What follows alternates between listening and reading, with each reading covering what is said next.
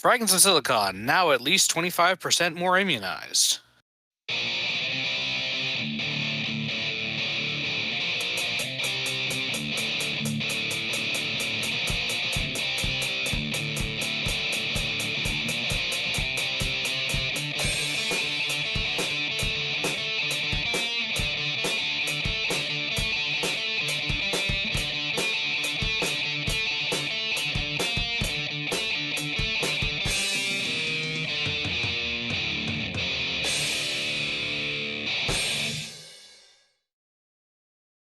All right, welcome to another installment of Fragments of Silicon. I'm your host, Adam. Joining me, as always, the regular crew. Max here this week. So, yeah. I suppose before we get started, I feel it's prudent to issue a formal apology for last week's show. If you recall, we had some technical problems that were caused by a rambunctious cat in a power cord. We are hoping that Petty has secured his pet well enough to not have that happen this week. Hopefully. Yeah. And with that in mind, let's get to the news. Indeed, Petty, why don't you start us off this week? All right, well, I had a busy week.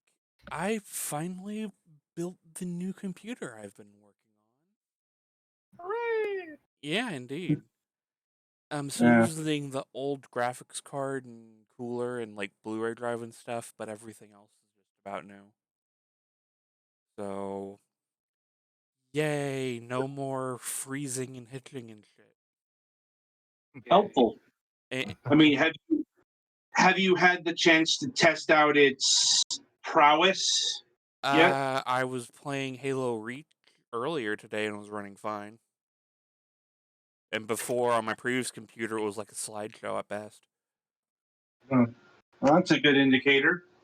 Sounds like my Void Bastards playthrough on Facebook Games.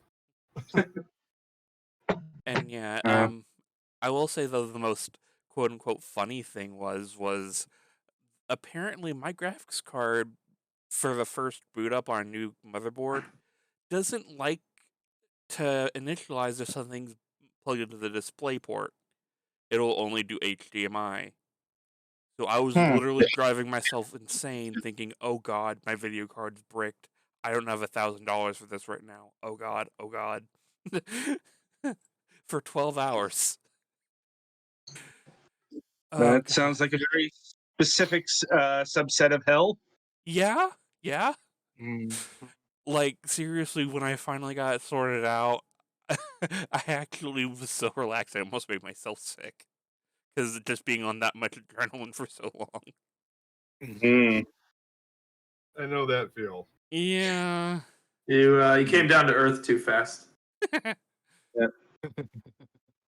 yeah, I think that's... Oh, wait, the other big thing. My mom is having surgery on her arm sometime in the near future. The same arm she fell on in August. So, that's fun. Is it because she fell on it in August, or is there something new? She fell on it. It's because she fell on it. There's like a whole bunch of scar tissue, and I think one of the muscles are torn in it. Oh dear. Yeah, the doctor who was seeing it before didn't want to do anything with it. And basically, her arm would have been stuck like that if, they didn't do anything soon. Yikes. Yeah, so hopefully the surgery works and she can go back to work regularly. Yep. Anything else? I think that's it from my camp. All right. Galax, why don't you go up next? Well, I got my second COVID shot today, so I'm anxiously waiting to see how badly that hits. What about when you grow your horns? I've been waiting. I've been told I can take tomorrow off if I need to, but I have no idea if I'm going to need to, so... I'm sure you'll know. Well, I've gone to work with a cold before, so who knows? I swear to God, if I have to listen to one more writer say something about rewriting DNA, I'm stabs. Writer or rioter? Rider. Oh, right. Yes. That makes sense considering what you do most of the time. But Right. Mac, what about the 5G microchips? Crosses eyes. You know, I've got a TikTok to send you about that a little bit later. Boy. It's like we couldn't even find our own troops in Afghanistan. Mm-hmm. But no, they're tracking how long you spent at the Arby's, Chad. Well, it's not even that. It's the fucking okay. They already have a microphone that microchip that tracks everything you do. It's in your phone. Yeah. This is why you don't bring your phone along with you if you're protesting. It's like, dude, we couldn't even find my microchipped cat. Anyway, what makes you think they have functional trackers for people? Anyway, yeah. other than that, I'm learning how to do a new thing at work that is taking some learning how to deal with some kind of arcane computer systems, but that's the way it goes, and it's good to know how to do stuff. Other than that, not a whole lot. The streaming on Sundays for MS Saga has still been going well. Yes. Yes. And yeah, I think that's it. All right. I suppose that's a good segue over to Mac. Woot! So, Yeah. as Galek said, we're doing quite well with that. And of course, season 2 of Last News Desk on the left is underway. Mm-hmm. No shortage of things to talk about this week. Well, I think I'll be adding Andrew Yang to that, but that's a conversation we'll have later.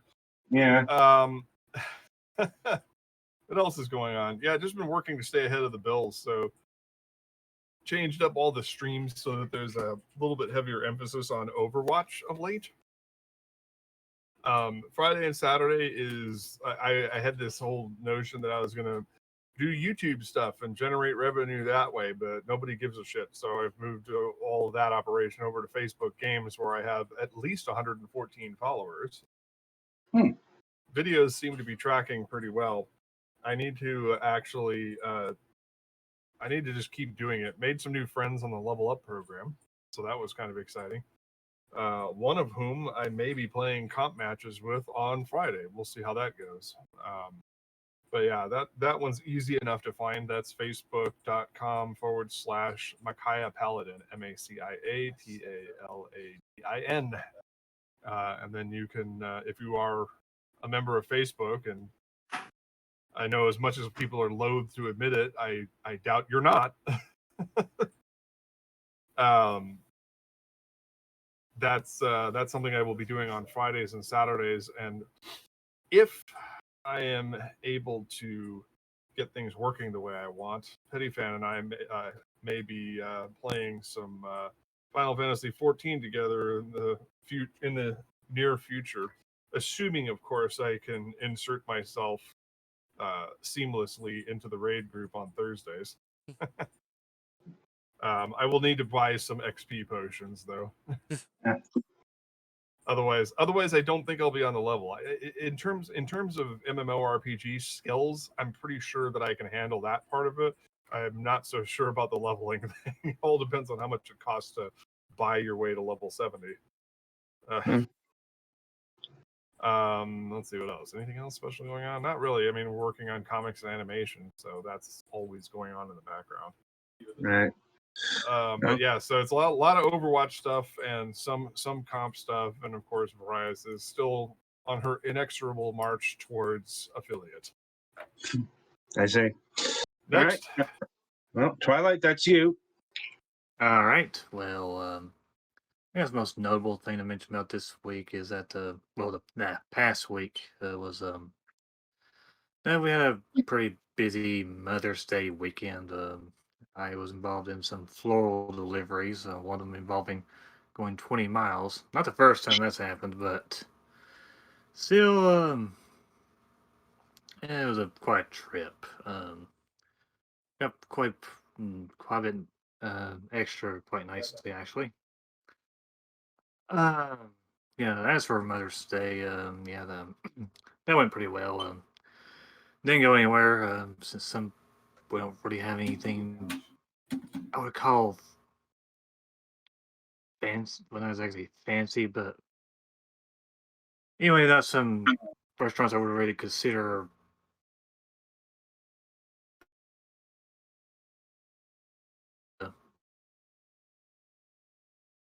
Okay. Or, taco. Hmm? Violet, I think you Oh. might be dropping a little. Yeah. Really? Better now.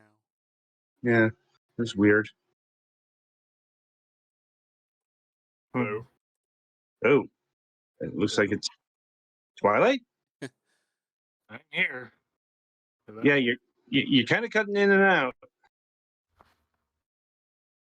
He's talking, but it's not coming through. Right. Well, I'm getting this weird thing. It seems to be Discord wide. Right. Oh, I yeah, did, I saw my voice connected bar do a funny thing. I just Yeah. switched Yeah. to where the server was. Hopefully that Okay. helps. hang on. Oh, Twilight is typing. can you hear me now? Okay, Yeah. There we go. Okay. All right. I'll just finish up here quickly, just in case it happens. Had my nice Mother's Day weekend. Cake from, and there we. All right. Moving on. Well, that resolves itself. Guess it's my go. Let's see. Yeah, I've had an eventful week. Very eventful. Really, primarily on 2 days. Last Friday, got COVID shot number 2. Like, and I also got an eye exam. Like, and for Turns those out of you've you, been blind for years. like, uh, I'm kidding. like, oh, the amount of lights they shone into my eyes. Like, yeah, for people who complain about a COVID, try doing and an eye exam one day. Yeah, like that was a very head screwy day. Let me tell you. But anyway, and yesterday had to leave the place due to some kitchen renovations that the landlord put in. And so ended up buying a new couch, which came today. Um, so yeah, a lot of stuff. And my new glasses are coming next Friday. I look forward to getting those. And yeah, just a lot of getting stuff that I have needed. And yeah, that's about it for my news this week. So merrily we shall roll along to the interview portion of the broadcast. And joining us this week is Dane Jennings of Catapult Games. Hey everyone, thanks for having me. No problem, no problem. Now, how we like to get things started here is we like to get to know the person behind the game, the studio, and all that. And we do this by asking this particular question. What got you interested in video games, both on a personal and a professional level? Yeah, so the first video game I played was the original Mario Brothers for the NES in my grandparents' basement. I remember just having a blast with that. It was actually the Mario Brothers slash Duck Hunt. So that's how you know it's OG. Yeah, so my sister and I, we would just go down there for hours and play play the original Mario, and it was the greatest thing I'd ever done. So much fun, and my parents, they didn't want us spending too much time in front of screens, so they had this policy where we could only spend an hour a day, watching TV or playing video games. So naturally, I would go over to my friend's house and play video games there. So, so I don't think that policy really worked, and maybe it kind of drove me into this profession. Yeah, but then professionally, right after college, I graduated in 2017, got a political science degree. I'd never written a line of code in my life, And then this was around the time when virtual reality headsets were coming out for the public, and I got a chance to try it out. My friend got a PSVR for Christmas in 2016, and it just completely blew my mind. It was like trying video games for the first time all over again. Because instead of looking at a screen, I was inside of the game. I was the main character. I was using my hands to interact with things, and I just had this gut feeling that this technology was going to change the world. And after graduating, my friend and I decided to start a company and start building a VR game. Now, did you have any like prior programming experience going into this? Like some sort of computer skills that would be transferable, or was this like just a straight jump into making video games? Yeah, no programming experience whatsoever. The way that we split it up is that Chris, my co-founder, he was a comp sci major, and he would be in charge of development, and I'd be in charge of, the business side of things. So my role actually was more, fundraising at first, and then I was doing community management. I was producing the game. I did some level design, but I can write a little bit of code, but I found that's not really the best use of my time because I've found people to work with that are much better programmers than I'll ever be. So I focus more on the business and creative side of things. Which is fair enough.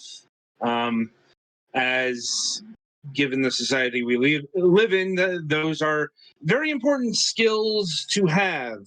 And I know more than one developer on this program kind of wishes that they had those, or had somebody to handle that side of things.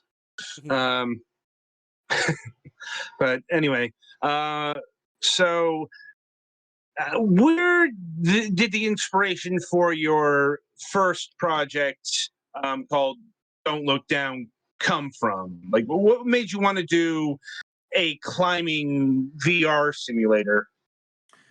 Yeah, that idea was originally Chris's. What happened is we were playing the Carnival games collection that came with the PlayStation VR, and Mhm. one of the games was this simple climbing game where you just climbed up a wall and then you climbed over to the left, and that was it. There were just some different handholds and super straightforward, but it was the most fun part of the game. It was way more fun to me than the first person shooters and the target practice. Like, it felt so real. You're climbing up and then you look down and you feel it in your stomach.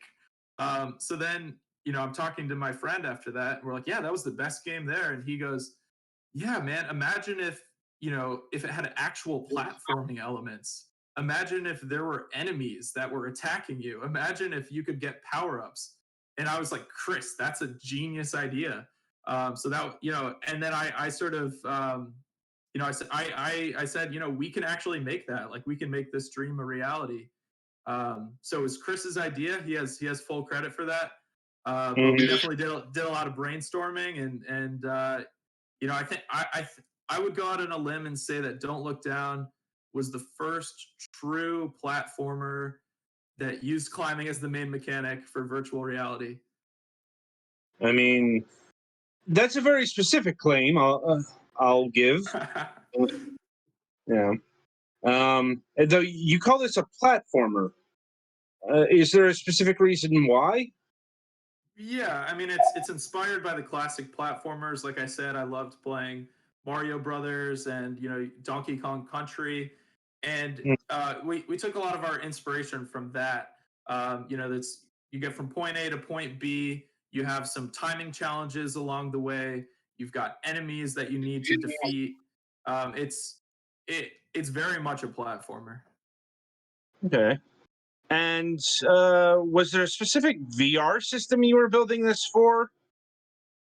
Yeah, so we wanted it to be cross-platform compatible with the high-end VR headsets. So we developed it on an Oculus Rift, and then we got an HTC Vive so that it could be cross compatible.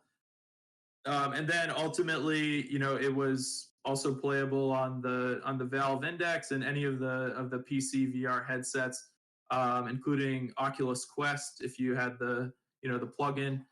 We did actually make an Oculus Quest build of the game, that could play on the standalone headset. But we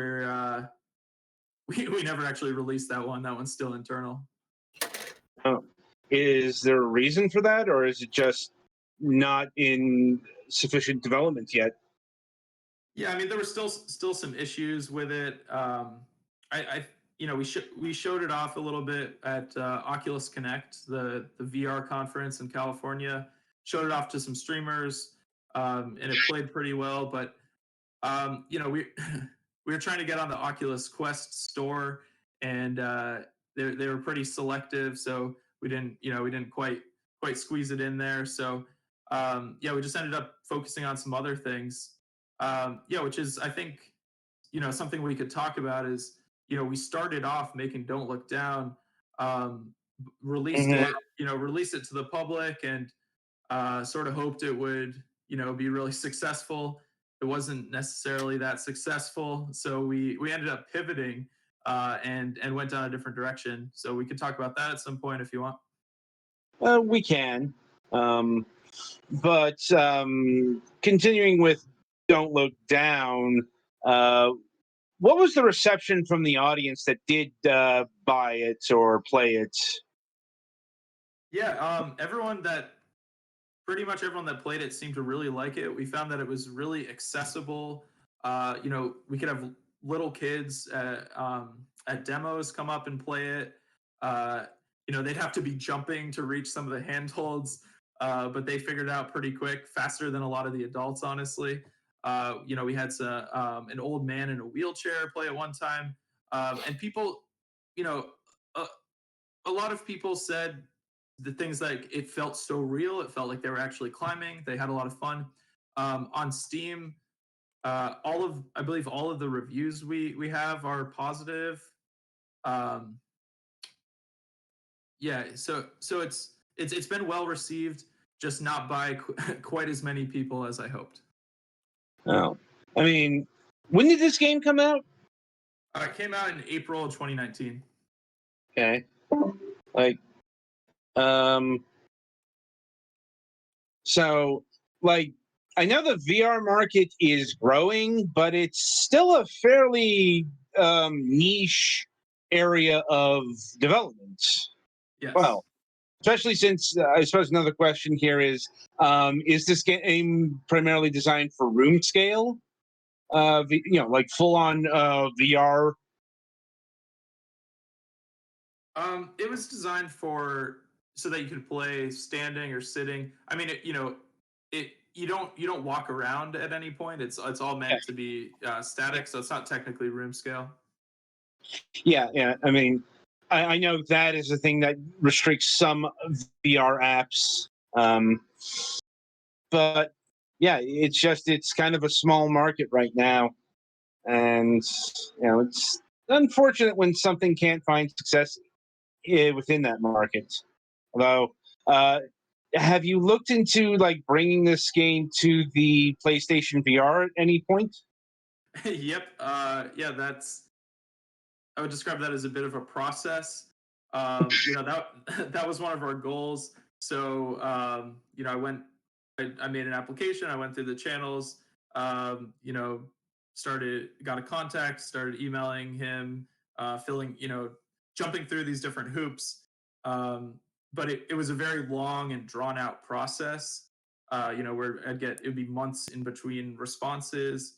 And then when I was talking to people about it, people were saying things like, oh, it's like you need to know someone on the inside to get it done, that sort of thing. And Sony is a hard egg to crack, that sort of thing. So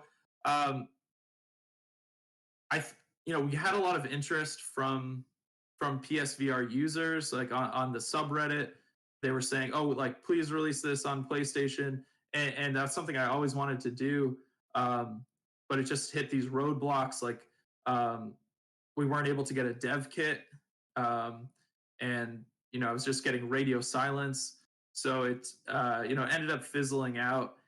Um, and I think we at a certain point we just decided, like, after the Don't Look Down sales came out, like, that we'd be better suited focusing on something else. So we didn't end up pursuing that. But it's I'm not closed to trying again in the future. Maybe doing a re-release, getting it on Quest and PlayStation. Mm. I mean, Sony is now doing the PlayStation VR 2 officially. So, Yeah, I saw that. I mean, because I don't know if the power of the PlayStation VR was ever a concern. Because with some of these VR games, it absolutely is. Yeah, But with it definitely has lower performance than the PC VR headsets, but people seem to like it, and it's very comfortable. well, that's good to hear. Now, and as I understand it, there's also a variant of Don't Look Down called Therapy Edition.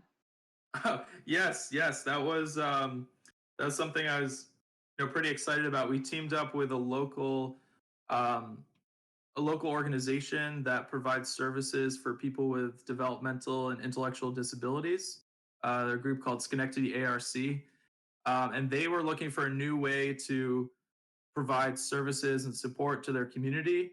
And we started talking about our game, and decided that we could make an adaptation of the game specifically for their community to to work on developing some skills and provide some therapeutic benefit.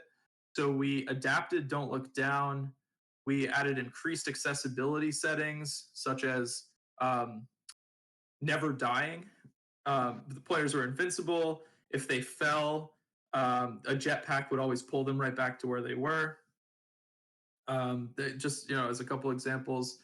And we also came up with a guidebook saying specific ways to play the game, to develop skills in concentration and decision making. So it was really cool, taking it to the facility and seeing members of that community try Don't Look Down Therapy Edition, and try VR for the first time, and the smiles on their faces. It's something that's going to stick with me forever. That's good to hear. Very good to hear. I suppose delving a little deeper here, exactly what sorts of skills and therapies does your game communicate to these people? Yeah, so there were a couple different ways that we set up the guidebook so that you could play the game. One of them was the concentration track. So that that was the core skills of. So you see the wall of handholds in front of you. You need to make sure to precisely overlap your hand with a hold, and then press the trigger, and then move your hand out. Just like reinforcing the climbing skills was a big part of the concentration. So that was sort of like the opening level to it. Then the next track was decision making. So we had certain points in the game where there'd be split paths. So you could either go off to the left, and there's a power up. There's a bonus room, a floating golden pyramid, but it's behind some buzz saws that are spinning. So you can go get the reward, but it's going to be higher risk. Or you can go the other way, which will get to you to the end faster, but the challenge is less. So that's a decision that they would have to pause and make that decision, but they'd be guided by the instructor who would help inform them as to the decision that they're making, and walk them through the process. So those were two of the tracks, and then more generally, I think the just the process of being in an active VR game, especially something like climbing where you're moving your hands a lot. It's a really good workout. It's a really good way to stretch your muscles and move around. So there's some benefit to that as well. Okay. Gulix, since this is, well, how do I put this? Sort of an area of expertise for you. Do you have any questions here? I think we covered most of them, but let me take a So it's for like physical therapy and stuff. You're most so for people who to practice reaching up and pulling down and stuff. That was part of it. It was also yeah, that was sort of the therapy part of it. Yeah. But then there was also this idea of developing some cognitive skills. Oh yeah, Because good point. to play the game properly, you would need to concentrate and make decisions. Which would Yeah. when I met with the therapists and the service providers at the organization, I asked them what are the skills that you're really trying to work on, and they Hmm. said concentration, decision making are two things that they really work on. So good for cognitive and mental stuff too. That's good. Yeah. Mm-hmm. Um, do you have any? Hmm, I'm curious if there's any comorbidities with visual stuff that makes VR hard with that, but uh, I imagine it wouldn't be too big. That wouldn't be like your biggest issue, I guess, because it still works for the people if they weren't having a problem with it. Can you rephrase your question? Sorry, I am interested in the disability stuff, and I've just been thinking about it. So it's my brain's been kind of. I was off on a little bit of a tangent when Adam pulled me back. I was just thinking if there were any people, if some people have a hard time with VR, and if the people that would benefit from otherwise are mostly people who don't have any kind of problem with VR, or if there were any concerns about that. Yeah, I mean, there's definitely people that have trouble with VR. They get motion sickness sometimes. I think it's called ocular vestibular mismatch, Hmm. where what you're seeing doesn't match with what your body's telling you, what your inner ear is telling you, and it creates this this nausea, which is really unsettling for people, and that's something that you can sort of design around.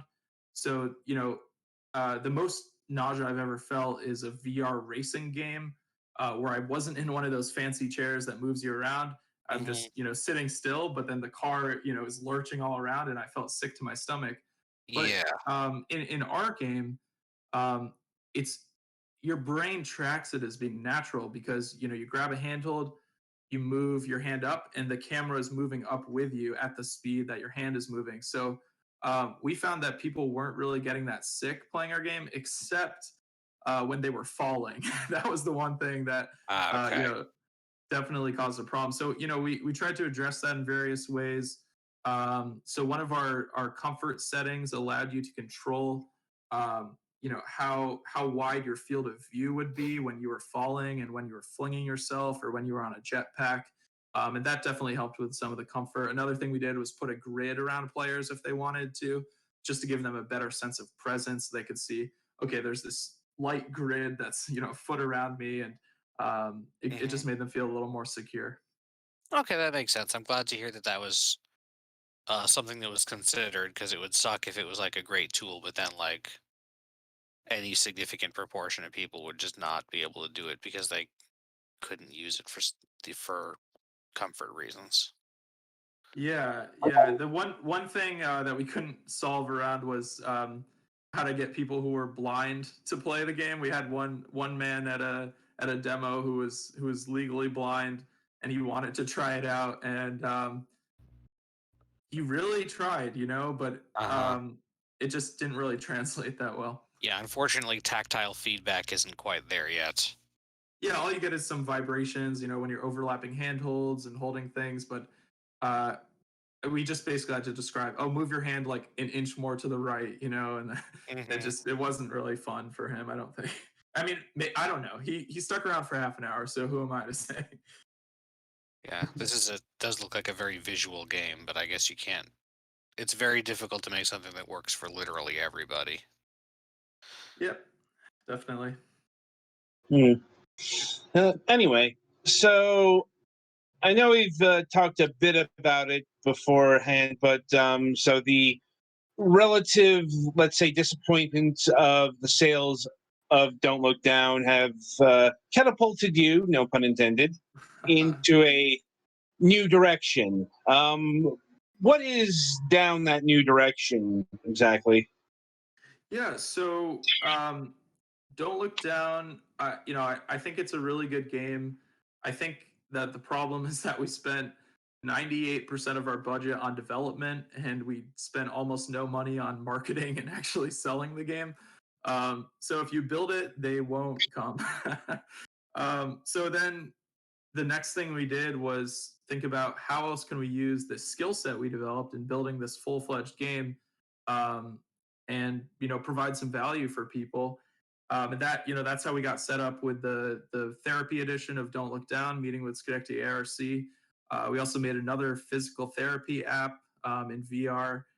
And so basically we pivoted. So instead of building something and then trying to get it out there and sell it, we built on contracts. So we became contractors. Someone said what they wanted, we said what we would charge, and we would basically build games for them. And it ended up being a lot more lucrative for us. It ended up helping pay our bills and keep food on the table. So I think it was a really solid pivot. We completed about 4 contracts in the 2 years since we finished Don't Look Down. Another one of them was for the developmentally disabled community. We made a mobile app called Your Dream Your Team, that connected people with employment opportunities. And we also made a game for an esports company called Fight for Humanity, and that's an aerial combat game for PC, where you can control a plane or a helicopter or a hover jet, and fight waves of enemies. And we built that in 2 months, as a contract for Gaming Insomniacs. Now, So, is go ahead. Gaming Insomniacs the name of the company, or is it for gamers who suffer from insomnia? That's the name of the company. They're a local esports company. Okay. They've got a few different teams, and they wanted to get into game development so they could have their own game for esports competitions, and we were up for the challenge. I can send you guys a trailer for that too. I think we're good. Okay. So then the most recent thing that we've been doing, which I'm really excited about, is I'm calling it VRPD, and it's a virtual reality de-escalation training application, which we're working with police officers, to teach them these de-escalation techniques using the immersive power of VR. And that's something where we've had a lot of momentum, and people are really paying attention and providing a lot of support. So that's something I'm extremely excited about. Certainly sounds like something that the world would be a better place if more people had access to, let's just say. Certainly, American police officers, given the news, like, but I suppose my first question here is, okay, how does this work? How does the VR program de-escalate the situation, as it were? Sure. So what we do is we place you in the situation as as a police officer. You get a mission brief on your way to the scene, and it's something like a man is waving a knife around in a public park. People have called the police because they're concerned. Your job is to de-escalate the situation. So then you show up on the scene. There's this man with a knife, and you have pretty much every option available to you that a police officer would have available to them. You can talk to them, you can ask questions or give commands, or you have everything that's on your tool belt. You've got your taser, your gun, your handcuffs, everything. So the challenge is to talk the man into putting down his knife, without using force, which it's a really tricky thing. So it's about the intricacies of conversation. Um, so in front of you, you'll have 4 options at any time, and you can say something like, "You need to put the knife down right now, or I'm going to use force." Or you can say something like, "Hey, what's your name? Like, how you feeling tonight?" And obviously that's kind of drastic, but that's sort of the point. Is the words that you say to someone will affect their mood, will affect how they respond to you. And if someone's in, fragile state, you can help save a life by knowing the techniques of de-escalation. So that's really what we're trying to teach. Okay. And is this program still in development, or Yes. is it? And how far along is it? So yeah, we had a working prototype a few months ago that we were demoing to police officers and getting some really good feedback.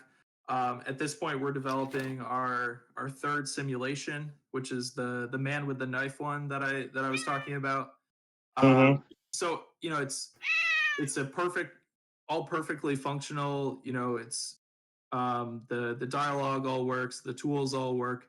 At this point, I just want more content, and I want to refine the content more. So what we're doing is we're seeking feedback not only from experts like police officers and people who teach de-escalation for a living, but we're also seeking feedback from community members. So we're organizing community feedback sessions where just regular people can come in, try out the app, and tell us, what they think of it, what their experience is with police, how they want to see things reformed, how they want training to work. That way, the public's voice is being heard in this training that's going to affect everyone. Okay. And um, have any police departments lined up to actually, participate in this software, or Yes. is it just individual officers? Yeah. So my hometown is Schenectady, New York, and the police chief of Schenectady, Chief Clifford, he is one of our biggest advocates, and he's agreed to partner with us to pilot the app. Um, we actually held a very big press conference a few months ago to announce that because he's so excited about it, and he wants to have his officers do this sort of training. So we've got my hometown of Schenectady on board, and I've been talking with other cities, neighboring cities, and even some cities that are out of state. I've actually had some people from police departments that saw the press conference reach out to me and say that they want to demo the training. So there's definitely a lot of interest, and my goal is to take this all around the country. Interesting. What other scenarios are currently in the game? You mentioned the knife one, and you said you had like two others. Yeah, so the one before that was uh, a one where your partner is actually the one who escalates the situation. The man, there's a suspect who's in the car. He's suspected of shoplifting, but he's very compliant. He's not really. I mean, he doesn't seem to be a threat. Um, but then your partner decides to escalate the situation and threaten the man, pull his gun on him, yell at him, tell him you need to get out of the car right now. And the partner is clearly in the wrong in this situation. So the trick to that one is to talk to your partner and de-escalate him and tell him put the gun away. Like, at first you ask him, like, why'd you pull your gun? And he doesn't give you a good reason. He says, I don't know, man. I'm just catching a bad vibe. And you say, like, you don't need to point your gun at this man. Like, put it down. And that's, that was the key to that one. And then the one before that was a, woman in a parking lot who's just screaming and distraught. And she's having, mental health emergency because, um, she's dealing with some family issues. That was the one we started with. That was our proof of concept. Okay. And so it's flipping it. What ideas do you have for new scenarios? So I want to have a lot of the common scenarios that police officers face. So some ideas I had were responding to a domestic violence situation where the maybe the husband is drunk and abusive, and he's non-compliant, and you're really going to want to be tempted to use force on this guy, but there is a way to talk him down without using force. Another one is I had an idea of you're at a protest, you're at a riot, there's people all around filming and yelling, but then there's someone in particular who's having a really bad day, and you need to deal with them. That was another one I was looking at. Yeah, so yeah, I'd say I've got those two in mind. I think also something with someone who's on drugs, maybe, or people who have different different mental health issues. Maybe someone who's schizophrenic and isn't quite tuned into reality. But that's not something where I would be comfortable writing that scenario yet. So I'd need to get another expert on board. Right. I'm sure there's all sorts of scenarios that can be dreamt up here. Some more, let's say, obvious than others, given the headlines. Yes. But, and I suppose my final question for you at this point is, do you ever hope to make a sequel to Don't Look Down or a new game on your own accord? Yeah, I mean, I love gaming, and this the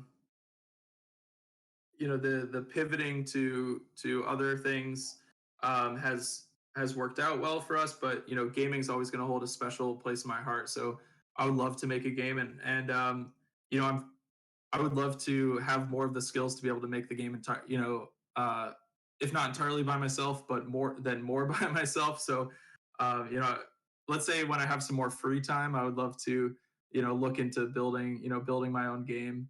And so yes, long short answer would be yes. And we did actually make another game, a simple game, recently. It was called Pop Pop. It's a VR game on itch.io where you just pop bubbles. But what's cool about it is that it's all using hand tracking. So instead of those motion tracked hand controllers, it actually sees your hands, and you just literally moving your hands and fingers around to pop the bubbles. And if you miss 3 bubbles, you're dead. And after a certain number of bubbles, you move on to the next round. It's really simple, but it's surprisingly fun. Okay. Oh, And if no, I could just go ahead. add one more thing. I was lucky enough to be able to help as a QA tester for a game called Sherwood Extreme, which just launched on early access this morning. We know the game. Oh, you do? We know the game. Well, we had Cage Studios on the program a few months ago, actually. Oh, cool. Yeah. Yeah, I We- love those guys, and it's a really good game. I just played through it again today, and obviously I'm biased because I did some QA on it, but I really love that game and I love that studio. So I encourage you guys to check it out again. Yeah, we might do that. Anyway, I'll see if my colleagues here have any other questions for you. I think I'm good.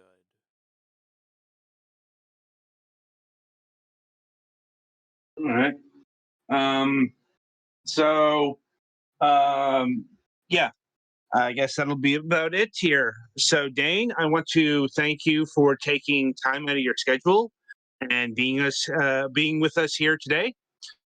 I'm saddened to hear that Don't Look Down didn't pan, but hopefully, it might end up on a new VR platform and find the success it probably deserves. In the meantime, Don't Look Down is available on Steam and the Oculus Store, if I'm remembering correctly. Just Steam. Just Steam. Okay. I think the trailer is throwing me off here because it says Oculus Store and Steam. But okay, yeah, don't look down. It's available on Steam. It clocks in at $14.99. Be sure to pick it up today. So, Petty, play us to the next segment. Sorry.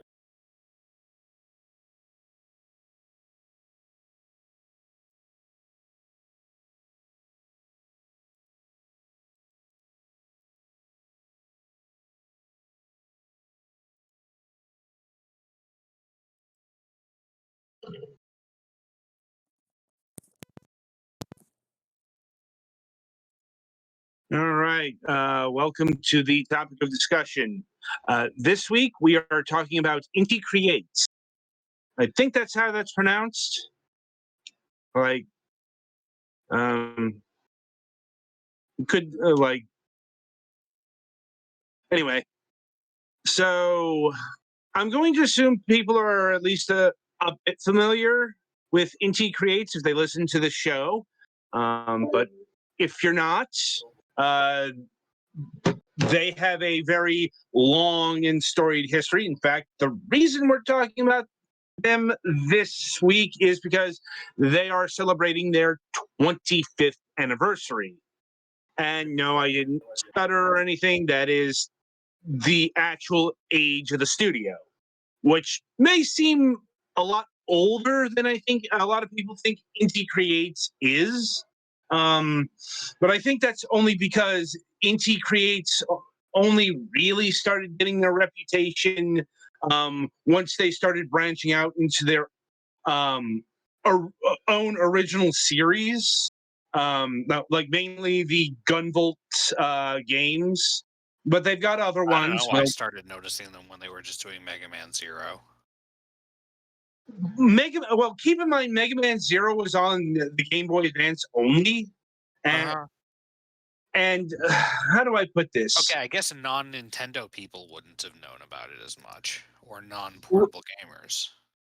Yeah, that's kind of the rub here. Like, at no point was portable handheld gaming ever seen as the main event, so to speak. I think we talked about them extensively. We did a segment on this during the final seasons of MSP. It's possible, but given that it's their birthday, it feels like a good time to revisit them. No, I know. I'm just vaguely recalling we did an episode of this in season 11 or 12 or something. It wouldn't surprise me, but yeah. Anyway, Yeah, some of it's that, and some of it's that people still feel like 1990 was 10 years ago. Yes. Yes, but yeah, Inti Creates came into existence in 1996. By the way, and an air dash straight up, just so you know. Well, and Yeah. people born in 2000 are 41 years old. It feels like it. Yeah. Math, not the strong point of something. Right. Anyway, but they were about, if I'm remembering correctly, about a 10-person company, or they were a pretty small new thing in the PlayStation 1 days. And I think some, maybe some of the development talent worked on Mega Man prior to forming Inti Creates, but I do know that a good deal of them didn't. In fact, that's apparently one of the big reasons why they worked on or really developed, from what I understand, read the wiki page on Mega Man Zero. It apparently was Inti Creates' idea to do a Mega Man game, and apparently it was Inafune who suggested that they do it around Zero. Because he'd been wanting to do a game based around Zero since Mega Man X. Right, and this team had this idea to do a Mega Man game, and we call that serendipity. Like, I guess some other people might call it fate or whatever, but that's the thing that really put them on the map, because not their first game, by the way. It's just what they did before Mega Man Zero is stuff like Speed Power Gunbite, Love and Destroy, and Kurohige no Golf Shi Yoru. Yoyu. Yeah, not exactly the most notable resume. And, Yeah. and apparently the PlayStation games didn't do any business or go anywhere, whatever. So it's not surprising that most history of Inti Create things start with Mega Man Zero. Because it turned out that they have a certain talent for doing 2D action platformer type games. Yeah. I mean, they certainly made that into a cottage industry. Because, not only did they do all of the Mega Man Zero games, they did the sequel series, Mega Man ZX and ZX Advent. Though you can definitely tell this is when the Mega Man fatigue was setting in, because, ZX only has 2 entries in it. Yeah, Which and is, it ended on a really big cliffhanger too, as we've discussed. yeah, like, unfortunate, but not gonna lie, the ultimate reason why Mega Man went into hibernation in the 2010s was the fact that Inafune left, but there was definitely a sense of Mega Man being ran into the ground in, say, 2010, 2011. Also, along those lines, Inti Creates did the Mega Man 9 and Mega Man 10 games. So not only did they, not only did they have experience in, let's say, more modern Mega Man, but they can crank out a really good classic Mega Man game as well. Like, that being said, I'm glad that Mega Man 11 moved forward for Yeah, the classic. 9 and 10 were good, but they were also really, while people really like Mega Man 2 and 3, I guess to a slightly lesser extent, they really drive home like some of the limitations of that formula too. Whereas Mhm. 11 shows off that you can still have the feeling of classic Mega Man while also doing original things that you definitely can't do with 8 bits or 8-bit style. Right. I mean, also around this time, they were doing a lot of franchise work, as in they developed a lot of anime games that you will have never heard of. But working in such franchises as Doraemon, Crayon Shin-chan, and Eureka 7. Things that probably I'm like, weren't even brought over to the United States, much less did well here. I'm like, out of all of those, the only thing we would have seen is Eureka 7, I think, if only because, that's like the only franchise that made a blip. Hey, they totally localized Crayon Shin-chan on Adult Swim for a while. I know, but I know, I'm joking. It wouldn't have done well enough to have been worth getting a video game out here. also the Adult Swim dub was a gag dub. Yes, it was. Because really, that was the only way you were selling Crayon Shin-chan over here. I mean, it's like- fairness. It's also kind of a gag show. It's just different gags. I know, but it's like, look, the main, like the main kid has a very, very big propensity to get naked, and That's real great. that was Well, in Japan, little kids, like really little kids, just being naked is not necessarily considered verboten. yeah, Sure. and also see some European countries. Looking at you, Spain. Mhm. Yeah, Crayon Shin-chan is absolutely huge there, specifically the Catalonia region. I think to some extent it's just other countries have accepted to a greater extent than America with our history of Puritan moral values that if you leave a kid alone at some point they're probably going to take off their clothes and run around naked for no reason. Right. Anyway, point is they did a lot of these games mainly for portable systems. Now it's like I'm pretty sure they're all fucking terrible. Like, that's the safer assumption. Maybe one of them might have been worth somewhat of a damn, but I'm just operating under the assumption that licensed games are bad. Anime licensed games are doubly bad.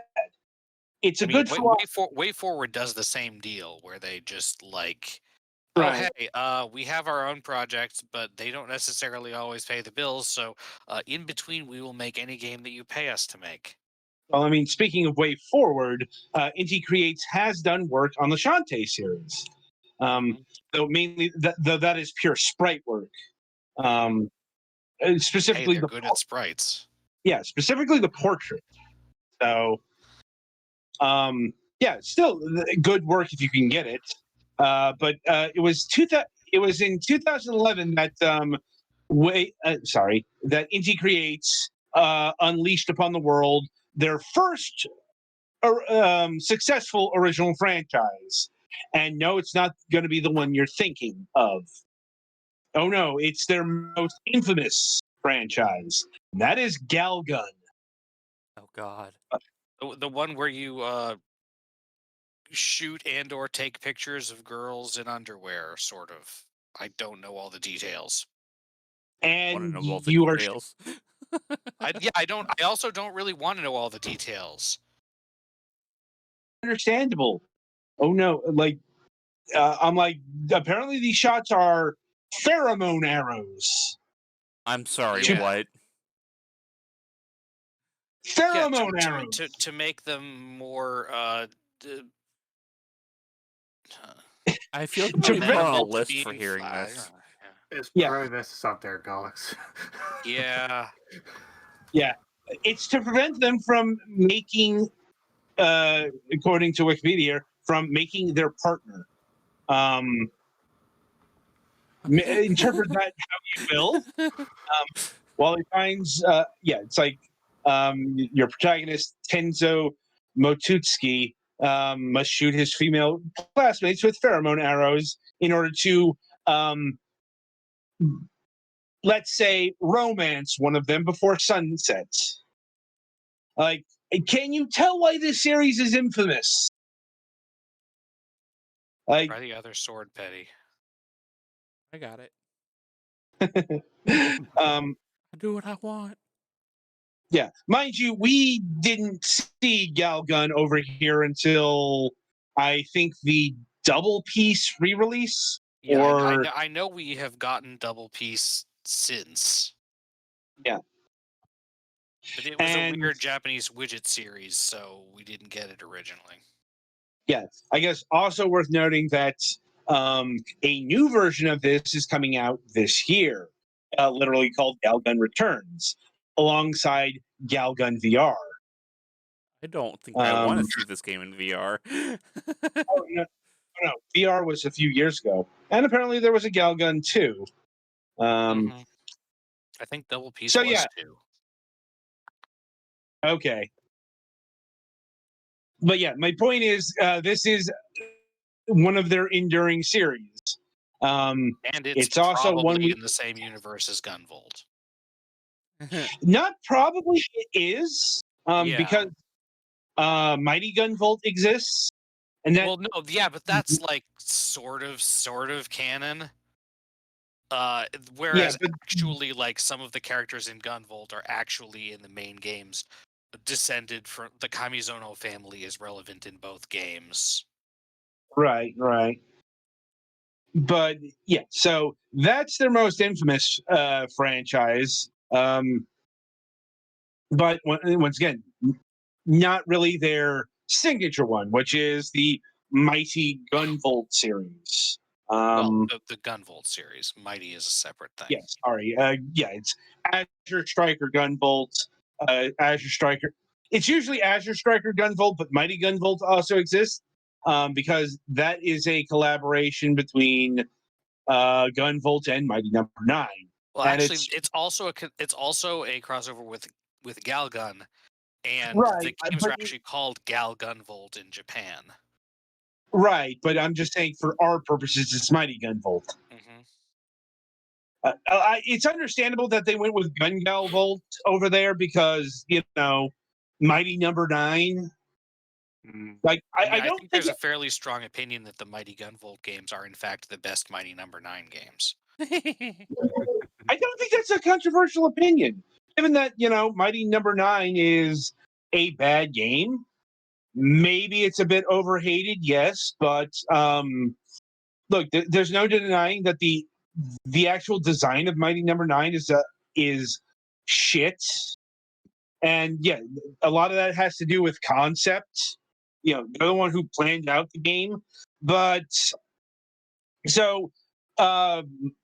Inti Creates wheelhouse is high quality sprite work. You'll note that that tends to be the kind of games they put out. And when they work in 3D, it's often notable. The games that they have done that have had some issues have been in 3D. They worked on Mighty Number 9, although they weren't like in charge of it. And they worked on they did some work on Bloodstained Ritual of the Night, which while the game came out well, their working on it did not come out that well, as they had to stop before the actual game came out, although they did also work on the 2D spin-off games, which were good. Yeah, I mean, apparently they were having trouble working with Unreal Engine 4. Really, everyone on the Bloodstain development had problems with UE4 because none of them had worked with UE4 beforehand. And I couldn't tell you exactly what got Inti Creates kicked off Bloodstained Ritual of the Night, but I'm going to say ultimately it was probably a good thing because, that I won't say that led us to get the Curse of the Moon side series, because that was going to happen. That was a stretch goal. Yes, but that probably enabled Inti Creates to focus more on what they were good at, as opposed to continuing on with a developmental struggle. So, once again, this is something that just a what happened episode might be worthy of. Yes, Bloodstained Ritual of the Night came out well, but there's no denying that there were development problems on that particular project. And they've also done the Blaster Master Zero franchise, of which we talked about not too long ago, in fact, given the announcement of the third in that particular series. But I think that's about the extent of their major works outside of one, and that is a fairly new game, and that is Dragon Marked for Death, which, if I'm recalling, is a shooter. It is a multiplayer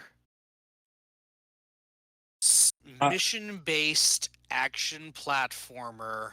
There we go. It's weird. It's fun, especially if you have a good team of people to actually play in person, so you can communicate better than online. But it's a strange game.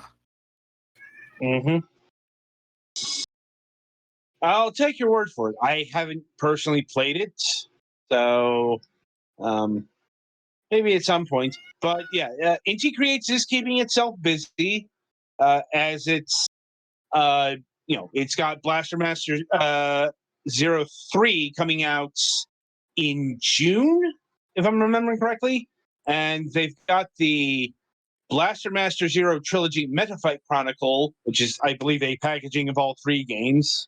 Yeah.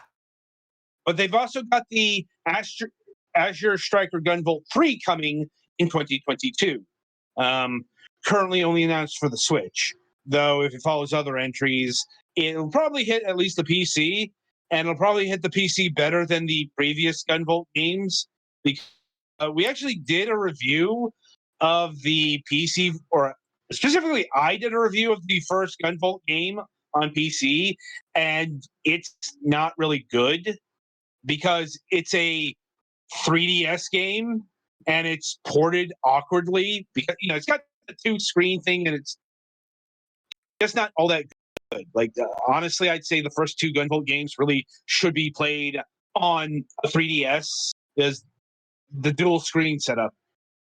Anyway, so that'll about do it for Inti Creates here, and indeed that'll about do it for this installment of Fragments of Silicon. Coming up on the week ahead, no Friday show this week. Our guest slated for couldn't make it that week, and we're still in the woods in terms of rescheduling because there's a lot of uncertainty around a couple of other Friday shows going on right now. Like there's one for the 28th that is looking dicey. So if that falls through, we'll slot in that other interview here. The fun of scheduling. Anyway, but coming up on the Sunday reviews, we have reviews for Dragonborn, which is a RPG that is not just fashioned in the style of a Game Boy, is an actual Game Boy RPG in that it came out for the Game Boy this year. But it also has a Steam version, and it's been interesting to go through because it's a bit of a conundrum to review. I'll be upfront about it because it's like, do I review this along the lines of a Game Boy RPG, or do I review it in the context of, it's available on Steam? And let me tell you, those are 2 very different contexts. But more on that on Sunday. Petty Fan has Sir Lovelot for the PlayStation 4, which, in spite of its name, it has nothing to do with actual, let's say, romancing options of a visual novel. It's actually a creature-based platforming game. Let's see, we got Galax has Day Life in Japan, pixel art jigsaw puzzle, which I think is pretty self-explanatory given that title. But I suppose to elaborate a bit further, it's a jigsaw puzzle game. It's also like an animated jigsaw puzzle. So, and finally, Twilight has SJ19 Learns to Love. This is an interesting game in its own right because that's learning to love contrasts with his desire to be a killer robot. So that's what's coming up on Sunday. And we do have a new episode of Last News Desk on the Left happening in about 15 minutes. So until then, I shall wish you good gaming.